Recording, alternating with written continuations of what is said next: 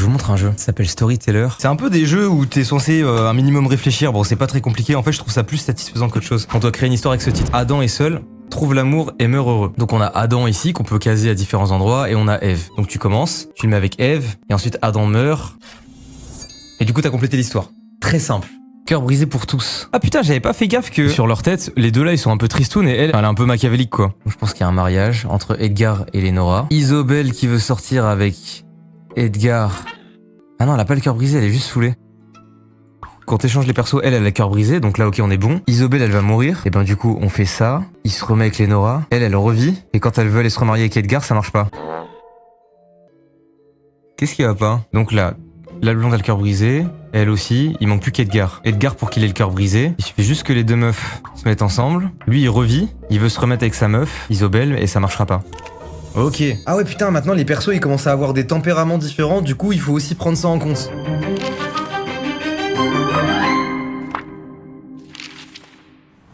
La reine se marie. Oh là c'est quoi ça?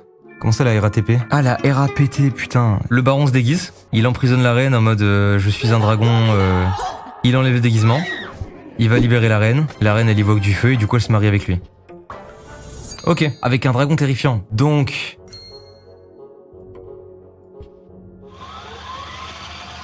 Ah putain bah j'ai fait l'histoire très vite là. Et on est en train de speedrun le jeu hein. Le chevalier perd la tête. Est-ce qu'elle ferait pas exécuter le chevalier direct? Non. Alors du coup, le chevalier il emprisonne la reine, il sait même pas pourquoi. Non ça marche pas. Bah le chevalier meurt. Elle s'en branle. Est-ce le bon sens de la phrase au final? Oh. Ah putain tu m'as bien aiguillé là. Il se fait décapiter en gros. Donc le chevalier il meurt, la reine en est témoin. Elle a peur, il revit. Sauf qu'elle elle s'en bat les couilles et elle exécute. Cette grosse pute, elle meurt. Gros dégueulasse. Donc, il va au pouvoir. Ils se sont pupissés au royaume, il dit à tout le monde, maintenant vous me ramenez que des meufs à poil et tout, ça commence à twerker partout. La reine, elle revit, elle veut remonter sur le trône. Elle voit qu'il n'y a pas la couronne, elle est énervée contre le chevalier, il se dit mais comment ça il fait twerker des meufs sur mon trône, fils de chien de merde. Elle l'enferme, du coup elle récupère la couronne et elle l'exécute et il perd la tête. Mais comment ça t'as plus la couronne? Putain on était bien là c'était pas mal dans mon histoire. Elle est obligatoire cette case là? Ah oui, elle est bien obligatoire, ouais. Pas la 4. Ça, c'est pas obligatoire? Ah, elle a déjà le seum, sans même se rendre compte qu'elle a plus la couronne. Ah, ok. Oui, bah oui. C'est plus logique d'un coup. Ok, merci les gars. Vous devez vous arracher les cheveux, là. J'étais en perfect run sur tout depuis le début, et là, je commence à faire pas mal de chocs, hein. Je sors de soirée en ayant 2 grammes, je kiffe, là. Putain, tu dois être perdu, surtout, non? Ok, l'exécution. L'exécution. Ok, j'ai une vision, j'ai déjà tout en tête. J'ai tout en tête. Très simple. Donc le titre c'est l'exécution. Ça commence, le baron il met la reine dans le truc. Donc là la reine elle est en mode espèce de sale chien, je t'ai élevé comme si t'étais mon fils et tu me fais ça. Le baron il devient amnésique. Du coup quand il voit la princesse en hauteur, il la libère pour se faire passer pour le good guy parce qu'il veut la couronne. Sauf que elle a pas oublié que c'est lui qui l'avait foutu là-dedans. Exécution sur le champ. Le baron emprisonne la reine est amnésique, le baron la libère, il se marie et en fait il l'exécute. C'est ça, c'est trop drôle. C'est vraiment un bâtard.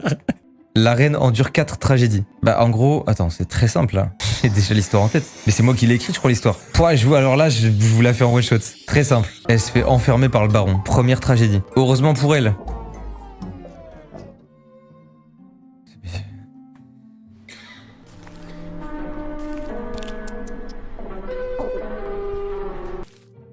Ouais. Ah non, attendez.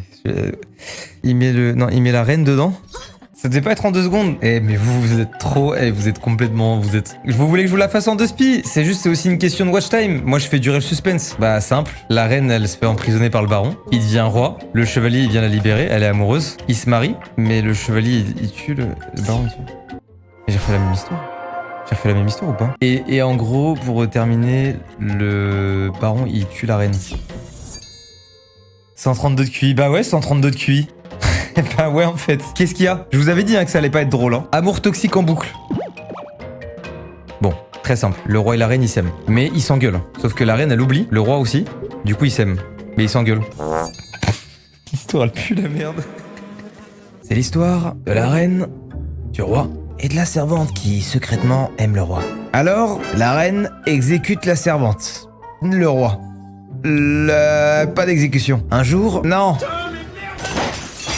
C'est l'histoire d'un roi et d'une reine qui s'aiment. Et un jour, la reine surprend le roi et la servante en relation. La reine décide donc d'exécuter son putain de mari et la putain de servante. Voilà, à la fin de l'histoire. Ou quand le roi se venge. Bon, je vous la refais. Pris de rage, la reine tue la servante. Mais pris de rage 2, le roi tue la reine. Du caniveau au trône. C'est une pute ou quoi, la servante? La reine emprisonne la servante, puis part dans le salon manger quelques gâteaux. Le roi libère la servante. Et la servante dit: mais c'est cette pute, c'est votre femme là, cette grosse du cul m'a emprisonné. Elle m'a mis dans la RATP, cette grosse pute. Le roi, désemparé par ces nouvelles, fait exécuter sa propre femme. Et c'est ainsi que le roi et la servante vivent d'amour et d'eau fraîche jusqu'à la fin de leur vie. Putain, j'en ai entendu des belles histoires, mais alors des histoires comme ça...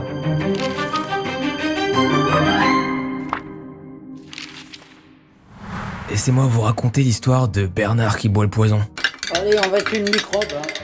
Un soir de pleine lune, Bernard se transforme en loup-garou. Alors que Juliette se balade seule dans la forêt, elle croise Bernard. Juliette rentre alors... Merde. Ah... Juliette a un contre... Quoi? Attends. Juliette a rencontré un contretemps. Attendez. Attendez. Dans la forêt, Bernard et Juliette s'aiment. Ah mais non, si c'est bon, je l'ai. Un soir de pleine lune, Bernard apprend qu'il est capable de se transformer en loup-garou. Non, attendez. Dans la forêt avec sa femme Juliette, Bernard aime Juliette. Malheureusement, il apprend qu'il peut se transformer en loup-garou. Il retourne auprès de Juliette malgré lui et là, foudroie. Pris d'une énorme tristesse, Bernard... Ah non, quoi? Bernard retourne face à la lune et se transforme en homme. En retournant dans la forêt, il voit le cadavre de sa bien-aimée et décide de se foutre en l'air. Putain, c'était compliqué. Non, c'est pas compliqué, mais... C'était technique. Guéri du vampirisme. Écoutez-moi bien. Cette histoire, elle est réelle. C'est l'histoire de Mina. Mina est une femme tout à fait banale. Et un soir de pleine lune, elle se fait complètement croquer par Dracula. Complètement vampirisée, se balade dans la crypte. Avec Dracula. Non, avec John. John voit que... ouais, voilà. Ouais, je confonds un peu les prénoms. Dans la crypte, il se retrouve face à Mina dans un... Comment ça s'appelle cette merde déjà? Un cercueil. John, pris de peur, va en parler au professeur. Et de là, il décide de faire une petite pause et d'examiner un peu autour d'eux. Ils se disent qu'est-ce qu'on peut prendre pour les combattre un pieu. John, du coup, il est là en pleine nuit et il rencontre Mina. Non, je confonds. Le prof, du coup, armé d'un pieu, il fait face à Mina avec des oignons. Voilà, les bourbiers, mon histoire, là. Là, je suis en train de péter les plombs, les gars. Et lui, il lui dit, tiens, prends mon oignon. Elle lui dit, mais non, je veux pas ton oignon. Mais moi, je veux faire la... Il va dans la crypte. Il tue Dracula. Mina, elle... Ah, oui, je me souviens. Ah oui.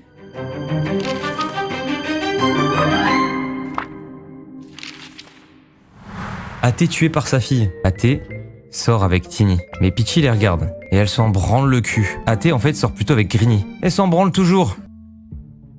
Peachy, elle est en relation avec Tini. Et Athée... Et putain, mais il est par pitié, il y a une réaction, je sais pas. Athée, c'est le père de Peachy. Mais comment ça, tu t'en branles? Ah non, pardon, oui, c'est bon, pardon. Mais non, elle devrait pas s'en branler. Les gars, mes neurones, ils sont en train de fondre. En gros, attends, comment on en arrive au cœur brisé, là? C'est parce que Athée, en fait, il sait pas, mais il est amoureux de sa fille. Il drague sa fille, là. Après, il voit sa fille flirter avec Tini. Donc, il a le seum. Il pousse Tini d'une falaise. Sauf que Peachy, elle fait une séance d'exorcisme avec Tini. Et Tini lui dit, c'est l'autre fils de Athée qui m'a foutu Voilà. Peachy, elle tue Athée. Et après, elle fait un truc de famille. Et en fait, elle apprend que Athée, c'était son père. Oh non, on y est presque, là, par pitié. Bah juste, elle fait... Attends, elle fait juste le truc de famille avant. Ils sont en couple. Elle le trompe. Il fout... Comment ça? Mais il ne faisait que la protéger. Oh, je vais péter mon crâne. Moi, l'ambiance en mode full concentration, je te jure, c'est juste de la survie. Le live, il a aucune gueule. Regarde comment je suis dans ma chaise. Il voit qu'elle le trompe, il est énervé. Greeny, il sort avec Tini. Et après, quand il voit que le mec avec qui elle le trompe sort avec Greeny, il est énervé pour elle. Il tue Tini. Elle la prend. Et du coup, elle le tue. Sauf que là, du coup, ben non, j'ai pas fait le reveal de c'est son père. Ah, mais c'est juste là, en fait, le reveal, non? Je suis ton père. Ah, ça y est, ça fait du bien, là.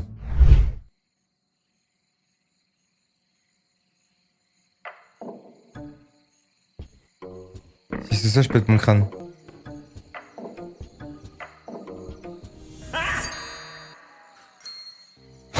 Non, mais qu'est-ce que c'est que ça? Là, je pense que les créateurs des histoires, ils étaient comme moi, là, en train de développer le jeu, c'était comme ça. Putain, dernier chapitre, les gars. Oh, j'espère qu'ils ils ont commencé à s'en battre les couilles comme là. Edgar tue sa femme. Il est avec Lénora. Mais non, il est avec Isobel. Tu dis ok, je l'avais. S'il te plaît. Non, il est avec... Non, alors je reprends. Putain. Je reprends. Edgar, il est avec Lénora. Isobel veut se taper Lénora. Mais Lénora lui dit, bah non, je suis avec Edgar. Donc elle prend le seum. Elle prépare un poison pour tuer Edgar. Sauf qu'en fait, c'est pas Edgar qui va le boire, c'est Lénora. Edgar, il se dit, mais putain Edgar, il se met complètement rapta, les gars. Il se met rapta tous les jours. Il est au bout de sa vie. À un moment, il se trompe. Il prend la bouteille de poison. Comment il tue sa femme? Il boit, il larme ses noix dans l'alcool. Qu'est-ce que je viens de dire? J'ai dit, il larme ses noix. Mais qu'est-ce que je viens de dire? Il est trop dans le mal. Mais non, mais... Putain de merde! Pourquoi il veut tuer sa femme, Edgar? C'est un chill guy.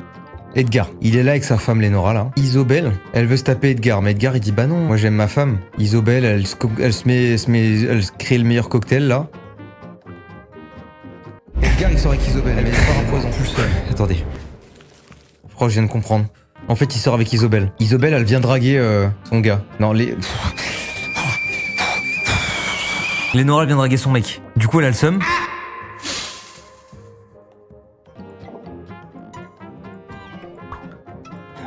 Oh putain, c'est bon, j'ai trouvé. Le duc tire sur le détective pour éviter la géole. La géole?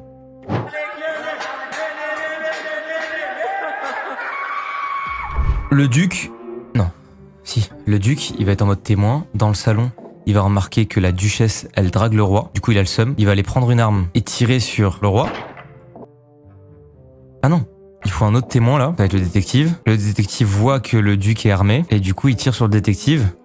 Ok, donc le témoin c'est pas le détective, c'est le roi. Le roi en parle au détective. Non. Il tue le roi. Putain, mais il veut pas flinguer le détective plutôt? Il flingue juste tout le monde. Le duc il flingue le roi. Donc le détective a vu. Non mais putain, attendez.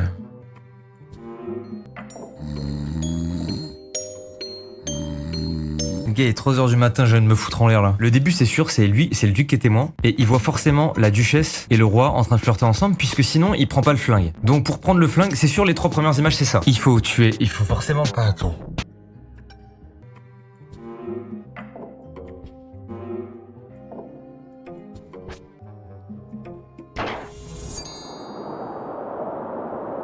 Qu'est-ce que c'est ce bordel là? Qu'est-ce que j'ai fait?